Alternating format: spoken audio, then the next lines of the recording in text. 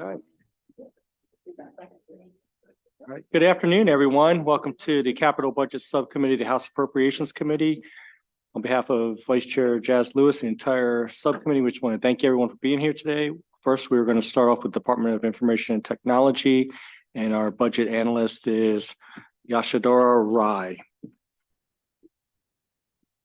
Thank you, Mr. Chair, and the members of the committee. I am Yashadora Rai, and I'll be presenting the capital budget analysis for the Department of Information Technology, or DOIT. DOIT's fiscal 25 capital budget includes one project, the Maryland First Responders Interoperable Radio System Team, also called MD-FIRST. It was previously referred to as the Public Safety Communications System. It uses 700 megahertz spectrum licensed to the state by the Federal Communications Commission to provide interoperable statewide public safety radio communications for public safety first responders throughout the state. As shown here on page 1, the capital budget request for fiscal 25 for MD-FIRST is $17.88 million in general obligation bonds. On page 2, the key observations. We note that the original infrastructure build of the 700 megahertz radio communication system is now complete and operational as of April 2023. These systems are forever evolving, and MD-FIRST identified deficiencies in the existing emergency communications system in fiscal 24. It received funding to address these deficiencies starting fiscal 24.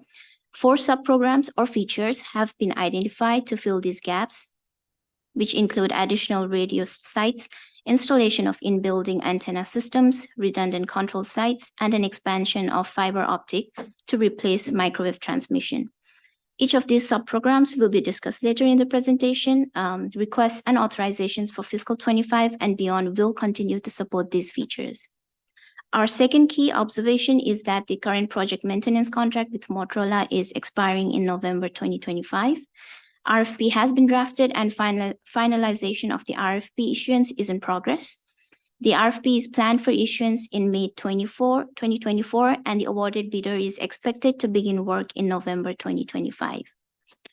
The Department of Legislative Services recommends approving $17.88 million in general obligation bonds to support the 4 subprograms to fill deficiencies in the existing emergency communications system.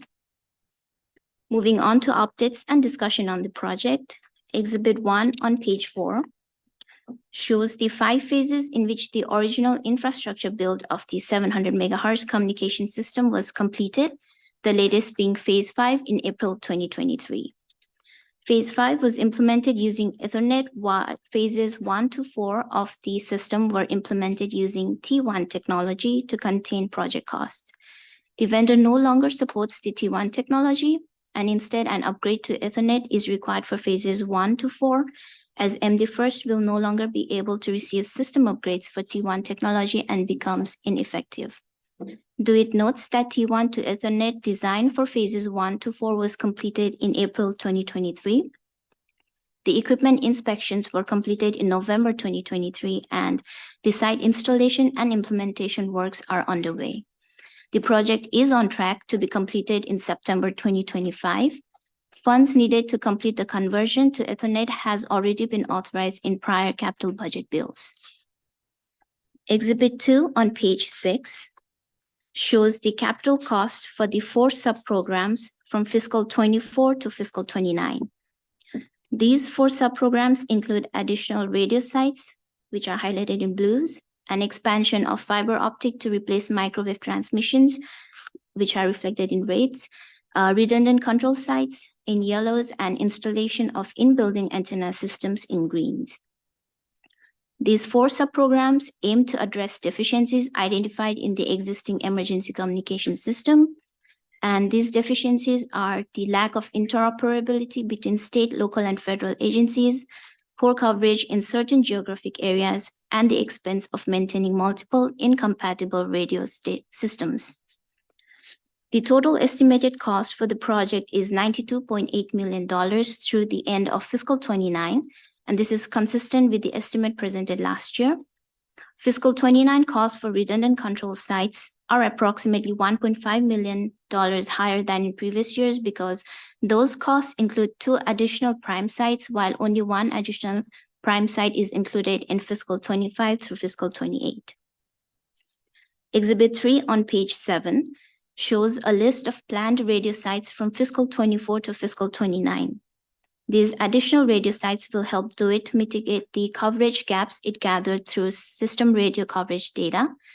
Sites identified in fiscal 24 already have approved fundings, and sites from fiscal 27 to fiscal 29 are tentative and may be subject to change pending further site investigation activities. This subprogram receives an additional $10 million in fiscal 25 and a total of $32.8 million from fiscal 25 through fiscal 29. On page 8 is the second subprogram, the fiber optic expansion. The current communication system uses fiber and microwave backhaul to transmit voice and data between transmitter sites and over large geographic sites. Backhaul networks constructed using microwave may have performance issues during storms and extreme heat, and replacing microwave with fiber optics mitigates these issues. This subprogram receives an additional $5.7 million in fiscal 25 and a total of $28.1 million from fiscal 25 through fiscal 29. The fiscal 25 budget includes 4 fiber projects, and there are a total of 12 projects planned from fiscal 26 to fiscal 29. On page 9, the third subprogram is the geo-redundant control sites. The radio towers are grouped into 22 geographical areas to form a connected cell. Each cell has a prime site that controls and manages information while connecting that cell to the rest of the network. Adding additional control sites within each cell reduces the risk of large-scale radio coverage outage and provides redundancy if the primary controlling site is disabled due to planned or unplanned events. An additional fund of $4.9 million is programmed for fiscal 25 to fiscal 28 to add 1 geo-redundant prime each year, and $2.8 million to add 2 geo-redundant primes in fiscal 29. In fiscal 25, DOIT plans to use $1.15 million for the Anne Arundel County simulcast cell.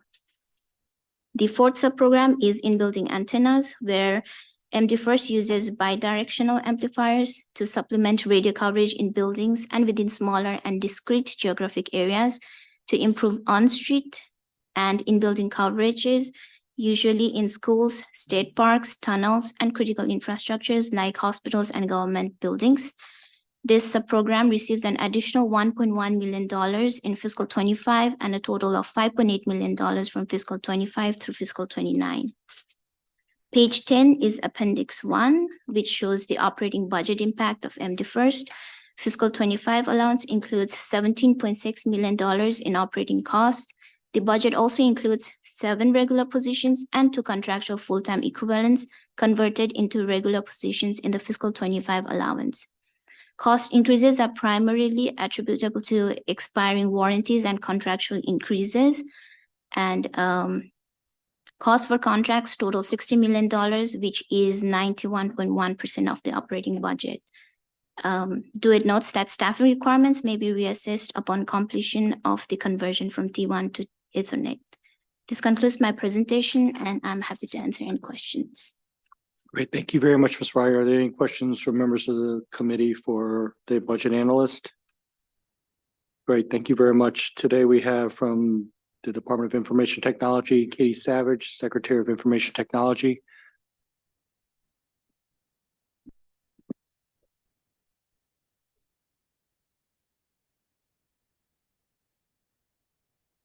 Thank you very much for being here. You can please proceed. It's Good afternoon, Chairman and members of the committee. I'm Katie Savage, Secretary of the Maryland Department of Information Technology. I'm joined today by Norm Farley, the Chief of Public Safety Communications. Thank you for giving us the opportunity to provide this testimony to the committee. I'd also like to thank Yasha for her efforts and support as our Department of Legislative Services analyst. DOIT has 1 capital project, as she mentioned, to review, and that is the Maryland First Land Mobile Radio System. Maryland First is a mission-critical public safety system that supports the governor's goal of creating a safer Maryland. It does so by providing public safety users with reliable, secure, statewide, and interoperable communication systems. It is a lifeline for public safety. A major accomplishment, as was mentioned, of 2023 was the completion of the Phase 5 build-out in April, which includes Montgomery, Prince George's, Calvert, Charles, and St. Mary's counties. This completed the scope of the original project and makes Maryland First truly statewide. Fulfilling its mission to be statewide and interoperable, Maryland First has become the go-to interoperability communication system for the Maryland first responder community and surrounding jurisdictions. The system now supports over 115,000 users and averages over 3 million transmissions per month. Our FY25 capital budget request is for $17,880,000. This request includes funding for the ongoing work associated with the Coverage Improvement Program, as well as funding to enhance system resilience and performance. We support the budget analysis presented and its recommendation. We thank the committee for its consideration and ask that our FY 2025 capital budget request be approved. My staff and I stand ready to answer any questions. Great. Thank you very much, Secretary Savage. Are there any questions from members of the committee for Secretary Savage? Delegate Solomon. Thank you, Mr. Chair. Madam Secretary, it's nice to see you. This may not be the most relevant right now for the capital piece, but just sort of longer term. Be curious, maybe we can have this conversation during your budget hearing on resource sharing agreements and the progress the agency has made. There was an audit done back in 2018, and a lot of work done before your time in the last term, but as a way to potentially make sure that we are recouping all the costs that our state resources allow us to be able to get to cover some of our technology needs. Would just be curious if you have any update or if we could share that more maybe offline during our budget hearing. Sure. I'll make a sort of a macro comment and I'll turn it to Norm for some specifics with regard to radio. So I agree with you. You know, one of the things that is important to me, and this is a little bit to your point, a little bit outside of radio, but when I came in last year, Maryland First lays dark fiber, MDOT lays dark fiber, the Department of Housing and Community Development makes grants to ISPs to lay fiber and do last mile delivery. So we've started some of those conversations and are sort of revamping what our strategy is to make sure that we're coordinating how we think about laying some of that common infrastructure. Even on our own team, Maryland First and Network Maryland, which is our broadband network. I think there's some work to do to better share those sources. So that's just within the state, but then Norm can speak to some of the resource sharing agreements that have been done with, in particular, other counties and other jurisdictions. Thank you, Secretary Savage. Yes, so you mentioned the audit that occurred a few years ago. The program has been completely revamped. I think all of those audit findings have been dealt with. We bring in, I think, to do it close to $900,000 a year in resource sharing of funding that goes to the MIPVP fund. I believe MDOT now receives their own funding, and I think they're $4 or $5 million a year of what they receive. Don't quote me on that, but that's my recollection. We look for every opportunity for resource sharing, whether it's a vendor putting fiber under Maryland owned ground, or putting a tower on our ground, or locating on a Maryland's state government owned tower. Some of the issues, though, with a lot of most of the Maryland towers are that they're already loaded to maximum capacity. And to add additional, like a vendor to come on, oftentimes there's a lot of repair work or upgrades that needs to be done to the tower, and those vendors don't want to go through the cost of doing that. We're trying to see what we can do to accommodate, but sometimes they have to spend $500,000 to remediate a tower. They're saying it's not worth the effort. They'll go down the street and build a tower themselves. Kind of thing. So, but if there's any more, that's all I've got for now. I'm happy to follow up with you, but thank you for the high level. Thank you. Thank you, Mr. Chair. Great. Thank you. Delegate Watson. Yes. Secretary Savage, could you comment on the new maintenance contract RFP? Did we as a state have 9 independent functional areas in the last RFP, or is that something new? And if so, why? Yeah, the last contract was, I think, in 2010. I don't remember how many functional areas. I think it was like one big contract to cover everything because at that point in time, they didn't know.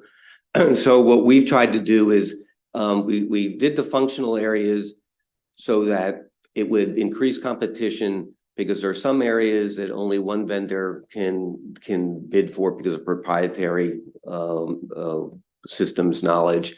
But there are other parts that multiple vendors could bid. So instead of making it where it was just one big functional area where then only one vendor could win, we split it up into logical groups to give the opportunity for others to bid. And so you can bid on all 9 functional areas, or you could bid on 3 or 4 or 5 or whatever number you want, or you can bid on one. And so it's to maximize competition. Okay, and obviously you wouldn't have done it, but if you thought that it would complicate the management of the contract, is that right? Correct. And we tried to split it up into areas that would also minimize or mitigate the complications. Yeah, in one sense, if it was all went to one vendor, it would be a lot. There's only one finger to point, or point to one company, and that's it. But we did split it up so that we wanted to have the competition, and we made it in a way that we could still manage it. Thank you.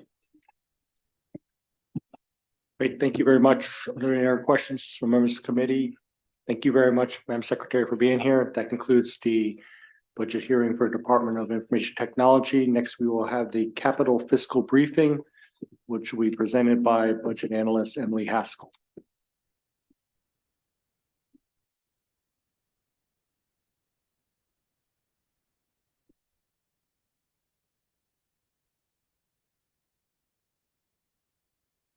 Thank you, Mr. Chair. Again, my name is Emily Haskell, and I'll be presenting the capital fiscal briefing. I'll start on page 1 with an overview of the capital program for fiscal 2025, which totals $3.2 billion. This is a 26% decrease from last year, but above the amount that had been planned. You can see more general obligation bond funding is included in fiscal 2025, but less PAYGO general funds. This shift is intended to relieve fiscal pressures on the state's general fund. You'll also see that special funds decrease. This is partially due to one-time fiscal responsibility funds from fiscal 2024, and also due in part to a decrease in transfer tax revenues. Federal funds, on the other hand, increase. This is due to Infrastructure Investment and Jobs Act funding for broadband, as well as environmental programs. Turning to page 2, this shows the same data, but broken down by spending category rather than fund source. Consistent with the overall decrease in funding, most categories have a decrease in fiscal 2025. That's with the exception of housing and community development, which increases by a little over 50%, which I'll discuss further a little later on. Page 3 shows the fiscal 2025 capital budget in the context of recent past. So while you can see the funding is decreasing from the historically high levels over the past couple of years, the fiscal 2025 program is still significantly bigger than it was in fiscal 2020 or 2021. On pages 4 and 5, I'll walk through a few highlights of the capital program. First, you'll see the fiscal 2025 new general obligation bond authorization level of $1.75 billion is consistent with the Spending Affordability Committee recommendation. This is higher than what had been planned last year in order to, again, as I said, help relieve the fiscal pressures on the general fund. However, the annual authorization level, SAC had recommended that authorizations increase by 2% annually to account for inflation, whereas the CIP essentially plans for level funding of $1.75 billion throughout the planning period. On the bottom of page 4, you can see that the out years of the CIP also continue to limit the use of general fund PAYGO. On the top of page 5, the fiscal 2025 capital budget funds $100 million of the $148 million that the legislature had pre-authorized last session. The budget also allocates $50 million in GO bonds for legislative initiatives, which is significantly below the $200 million that had been recommended by the Spending Affordability Committee. The Budget Reconciliation and Financing Act contains two general fund contingent reductions related to the capital program. The first is $5 million for the Business Facade Improvement Program, which is fully funded instead with general obligation bonds. And the second is that the BRFA eliminates the mandate for the School Construction Revolving Loan Fund, including $10 million in fiscal 2025. The fund still has $60 million available in fund balance from prior years. I'll talk a bit later on about the transfer tax, but the bottom line is that reduced transfer tax revenues result in a $215 million decrease in related capital programs in fiscal 2025. In terms of school construction, the budget provides $906 million. That's half in general obligation bonds and half in built to learn bonds and special funds. This fulfills the commitment to provide an additional $450 million in funding for school construction. The last two bullets relate to increased funding for housing programs and federal infrastructure funds, which I'll discuss in a bit more detail later. The chart on page 6 compares this year's CIP to last year's for the 4 years the two plans overlap. This illustrates the increase focused on housing throughout the planning period, while funding for the environment decreases due to changing expectations in the transfer tax revenues, as well as out-year funding expected for the Federal Infrastructure Investment and Jobs Act. Pages 7 and 8 discuss the capital funding in the dedicated purpose account. The fiscal 2025 budget includes $42 million in the dedicated purpose account for capital projects, including $30 million for the Inner Harbor Promenade, $7 million for the Johns Hopkins Data Science and Computing Infrastructure Project, which is also receiving $13 million in GEO bonds, and then $5 million also for State Center demolition planning activities. As for the funds previously added to the dedicated purpose account, there's a chart on page 7 showing the status of these funds being released. Of the $1.5 billion in PAYGO funds that had been appropriated in the dedicated purpose account in fiscals 2023 and 2024, there's still $336.5 million available. And that includes over $120 million for facilities renewal across the Department of General Services, higher education, and parks critical maintenance. On page 8, not included in that chart, there were 3 items for which the BRFA proposes to transfer funding from the dedicated purpose account to the general fund. These include 2100 Guilford Avenue, the Maryland Department of Emergency Management Headquarters, and the Conowingo Dam dredging project. All of these projects have been canceled. Separately, the capital budget includes proposed deauthorizations of GEO bond funding totaling nearly $43 million for various projects that have also been canceled or have been completed. On page 9, I'll talk briefly about affordability. State policy limits debt service to 8% of revenues, and the planned $1.75 billion in annual GEO bond authorizations will increase debt service costs, but it is affordable, and as shown in the chart, it's projected to keep the debt service to revenues ratio in the low 6% range throughout the planning period. I will note that while affordable, the increased authorization substantially increased debt service costs, although the full impact is not felt until about 10 years down the line due to the issuance and payment schedules. Secondly, shifting general funds to GEO bonds has the effect of increasing the amount of authorizations that require taxable debt, which is more expensive than tax-exempt debt. And this is mostly due to the use of GEO bonds for several programs in the Departments of Housing and Community Development and the Environment. On page 11, you can see that although regional construction inflation decreased on a year-over-year basis through December 2023, high construction inflation over the last several years still means that costs are substantially elevated compared to before the COVID-19 pandemic. This has complicated cost estimating for state-owned projects, as rising construction costs have exceeded the escalation rates used in the state's cost estimating process. Going forward, DBM has set escalation at 7.5% for calendar 2023, 5.5% for calendar 2024, and 5% for subsequent years. Depending on the actual market rates, project costs as adjusted by DBM may still fall short of construction bids and require an allocation from the Construction Contingency Fund or supplemental funding in next year's capital budget. Starting on page 12, there's a discussion of housing. Across all of the Department of Housing and Community Development programs, funding increases by 59% in fiscal 2025 compared to last year, to a record high of nearly $575 million. Significant enhancements include funding for rental housing, which increases by 50% to $138.5 million in fiscal 2025, including $110 million in GEO bonds. For community development programs, fiscal 2025 funding for the Strategic Demolition Fund totals $60 million in GEO bonds, including $50 million for Project Core in Baltimore City. And the CIP plans $60 million annually for the program, whereas the previous record high funding level for this program was $30 million in fiscal 23. Funding for the National Capital Strategic Economic Development Program, known as NED, increases from $7 million annually to $12 million annually, consistent with legislation last session, increasing the mandate. And funding for the Baltimore Regional Neighborhoods Initiative also increases from $12 million annually to $27 million annually. Funding for broadband also increases as the fiscal 2025 budget includes the remaining $173 million out of the total $268 million in federal infrastructure investment and Jobs Act funds for broadband.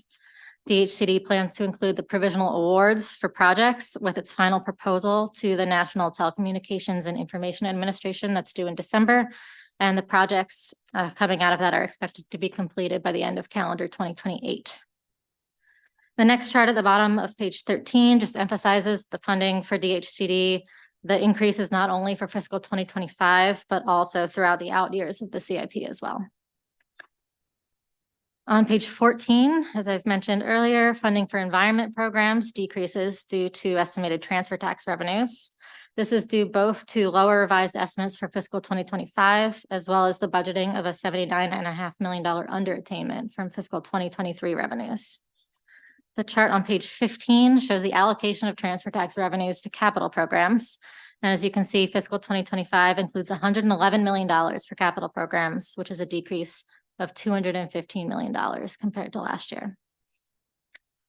The chart on page 16 shows the anticipated federal IIJA funds for the Maryland Department of Environment capital programs over federal fiscal 2022 to 2026.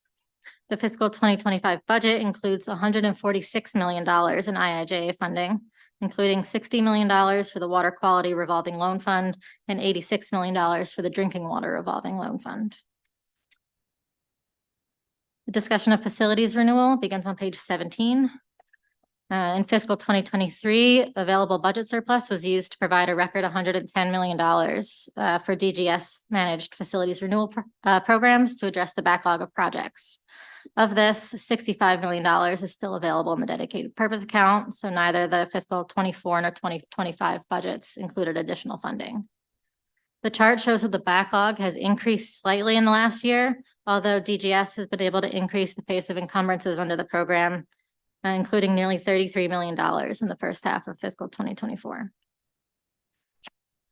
The chart on the next page, page 18, this shows the components of the backlog by agency. You can see DGS, Department of Public Safety, and the Department of Health are accounting for the largest share. On page 19, the University System of Maryland funds its facility renewal through an allotment of $30 million annually of USM academic revenue bonds. Last year, USM had also planned for the use of $100 million in USM plant funds above what institutions are providing. But this $100 million is eliminated in this year's plan. GEO bond funding remains unchanged at $22.5 million over the 4-year period of overlap. On page 20, the chart shows the total funding for USM facilities renewal from all sources, including operating funds contributed by each of the institutions. On page 21, there's a chart showing the facility condition index by institution, as well as the change from 6 years ago. And a lower facility condition index is better. So you can see that by each institution.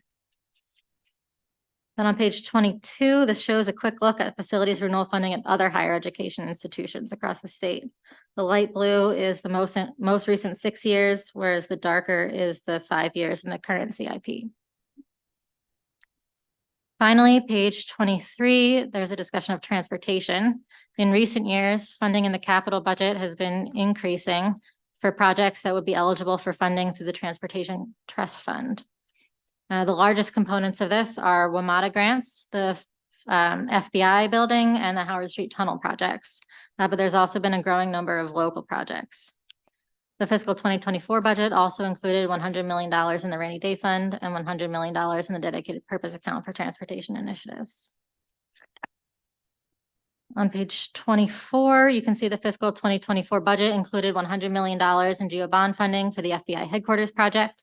And the fiscal 2025 capital budget includes a further $100 million in GEO bonds. This funding will support construction of an interchange along I-95 and I-495 at the Greenbelt Metro Station, as well as other improvements necessary for the relocation of the headquarters.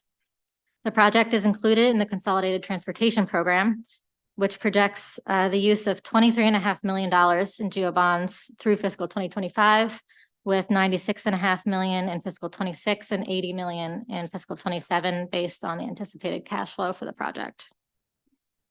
The fiscal 2025 budget also includes $20 million in GEO bonds for the Howard Street Tunnel project, and the remaining GEO bond contribution of $31.5 million is planned for fiscal 2026. For a total of $124.5 million provided using either GEO bonds or PAYGO funds out of the nearly $250 million state contribution for the $565 million project. Lastly, the governor is required to contribute $167 million annually for a dedicated capital grant to WMATA to be used for state of good repair projects. General funds or GEO bonds have funded a portion of these costs since fiscal 2020. As you can see in the chart on page 25.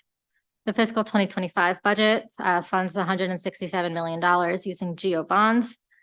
These funds cannot actually be used directly for the mandated grant, which is used by WMATA to pay debt service on bonds it has issued. So instead, the funds will be used for a portion of the state's base capital grant to WMATA, which frees up an equal amount of Transportation Trust Fund special funds to be used for the mandated grant. And that's all I have for you today, and I'd be happy to answer any questions. Great. Thank you very much, Haskell, for the analysis. Are there any questions from members of the committee? Delegate Greist. Thank you, Mr. Chair. So I don't see any departments in here today, so I'm guessing that if we had questions for them, then I guess during their presentations, we can ask them.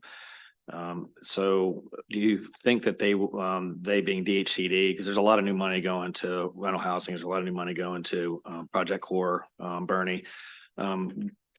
Would they be prepared to show us how that money is going to be spent specifically, and where that money's been spent in the past, actually, because there's been a lot of money in those two programs, and I'm just curious to see if that money is, if we're getting the bang for our buck on those two. I know they'll definitely include, when they, in their testimony, they always have maps of where all the funding has gone in recent years, and they could, I'm sure, provide more detail on the projects where it's been going. In terms of where the funding will be going in upcoming years, they have a big pipeline of projects, but they don't allocate the funds specifically in the budget for specific projects in advance. Thank you. Vice Chair Lewis. Thank you, Mr. Chair. I just had a question about the Johns Hopkins data thing. What is that? That is a good question. I'll have to follow up with you. I'm not sure if we've received all of the detailed information on all of the miscellaneous projects yet, but I can follow up and see if we have any more details on that one. Okay, I was just curious. Thank you. Delegate Metzger. Thank you, Mr. Chair. I have a question on page 7. The Inner Harbor Promenade, 30 million. I understand that that's a private project, and the 30 million is to do what? That's for the state. I'm not sure specifically what the $30 million is to be used for. That's an additional $30 million on top of what's been provided already. $30 million last year, and I think $7.5 million the year before. I can get additional details on which parts of the project. I appreciate it. Thank you. Delegate Solomon. Thank you, Mr. Chair. I was just curious if you had an update on the Women's Pre-Release Center and how the capital budget treats that this year. There's, I believe, $4 million in additional planning funds included in the budget for that project. Great. Thank you. Thank you very much. Are there any other questions from members of the committee? Thank you very much. That concludes the capital fiscal briefing. Also, that concludes the capital budget subcommittee meeting for today. Thank you very much, everyone.